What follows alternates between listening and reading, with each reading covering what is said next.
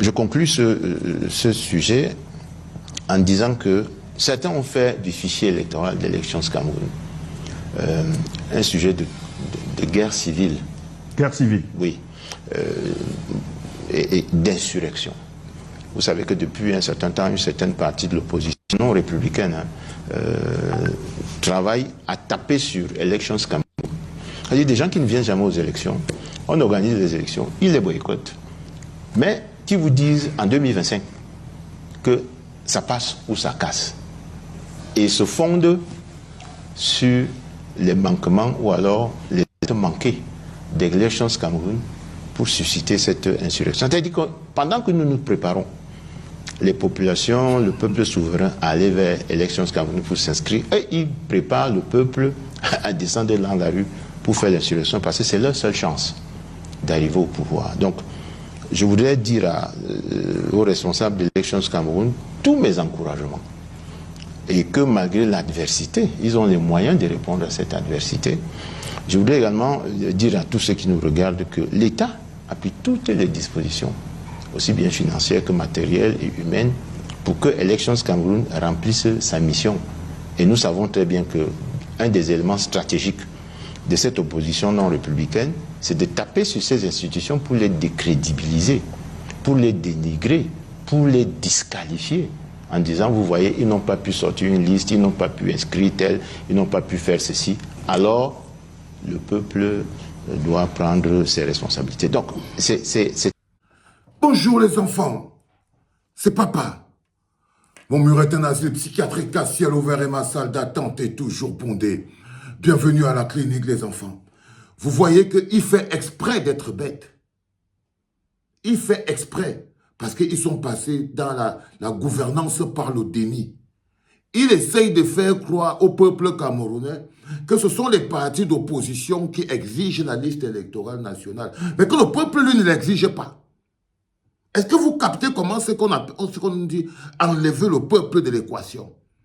Ils essayent de faire comprendre, ils intègrent dans leur tête et ils disent ça parce que c'est l'angle de vue. Ils ignorent le peuple, ils ignorent les cris du peuple. C'est pour ça que le peuple doit se rappeler à leurs bons souvenirs.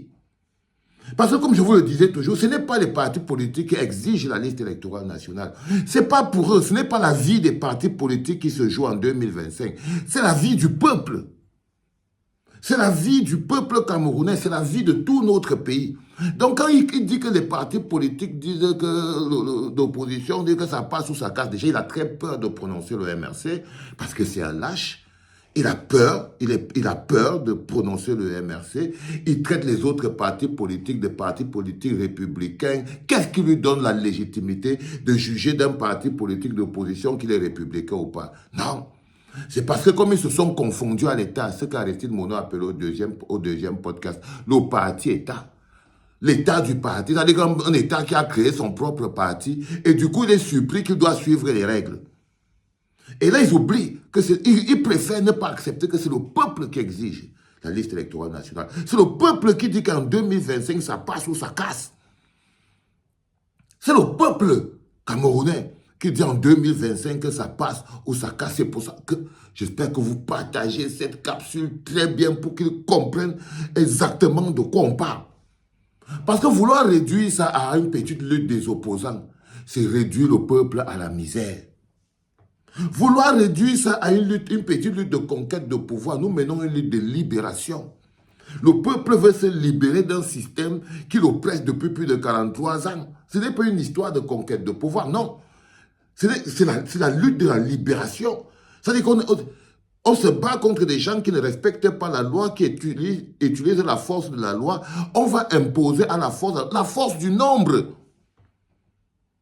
On va devoir affronter les policiers, les gendarmes, parce que c'est le parti-État.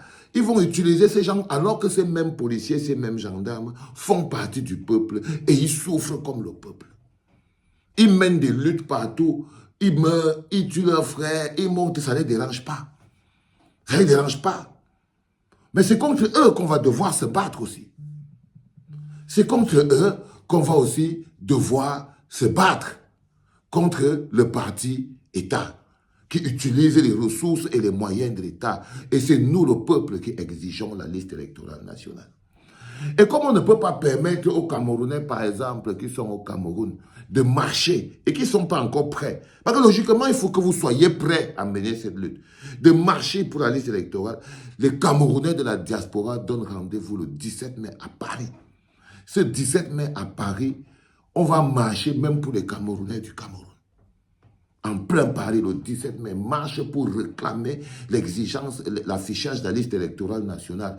Une exigence des Camerounais. C'est un peu une histoire des Camerounais de la diaspora. C'est le peuple. On devrait plutôt se poser des questions.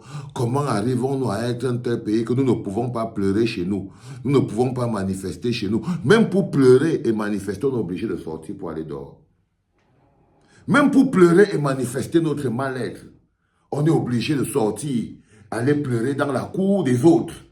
Parce que c'est impossible de pleurer au Cameroun, de manifester au Cameroun. Donc le 17 mai, tu habites en Europe, il faut venir là pour donner la force à tous les frères du Cameroun, pour dire on exige l'affichage de la liste électorale nationale.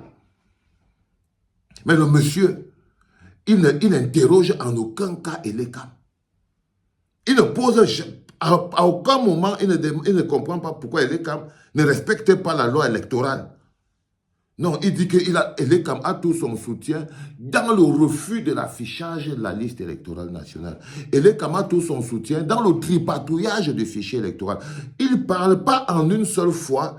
Il n'a interrogé lui-même en tant que parti politique RDPC pourquoi Elekam n'affiche pas la liste électorale nationale. Donc ne respecte pas la loi électorale.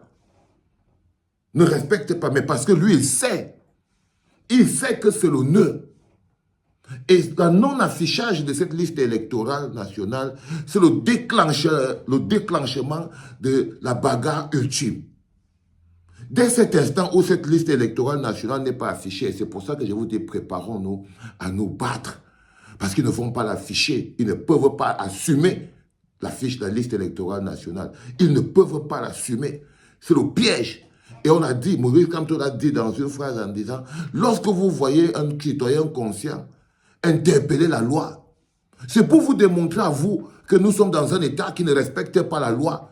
Donc nous-mêmes, on doit s'affranchir de la loi. Nous-mêmes, nous devons nous affranchir de la loi.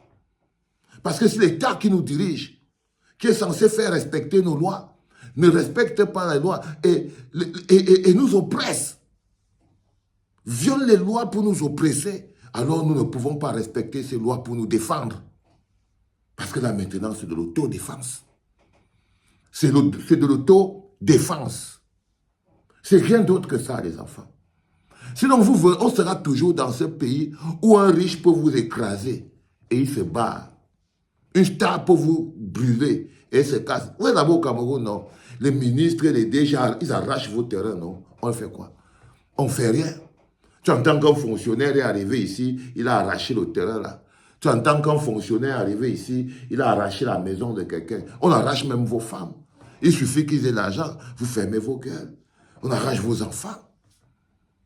On est dans ce pays-là. Vanessa Tchatchou vit là, elle est avocate. Elle vit là au Cameroun. Il y a une autre femme magistrate qui a volé son enfant, qui vit là au Cameroun. On vit tous là-dedans. Dans l'état de non-loi. De non-loi. Un monsieur se lève parce qu'il est préfet, il met à mort sa femme, il paye 52 000, il part chez lui. Personne n'est protégé. C'est ça, état de non-loi. Donc, pour nous battre, nous ne pouvons pas croire que nous devons nous soumettre à des lois qu'eux, ils ne respectent pas et eux, ils nous piétinent. Des lois qui sont utilisées contre nous et qui sont violées lorsqu'elles nous protègent. C'est ça le plus important. Donc le 17 du mois de mai, nous allons faire parler la poudre à Paris pour dire nous exigeons l'affichage de la liste électorale nationale. N'allez pas vous cacher derrière un parti politique. Les politiciens vivront toujours bien après 2025. La question c'est vous aurez quoi? Les hommes politiques vivront toujours bien. En ce moment-ci, ils sont là, vous les voyez. Est-ce qu'ils marchent? À part ceux qui ramassent les graines à terre, comme les Angos, les N'Djamènes, les tout ça.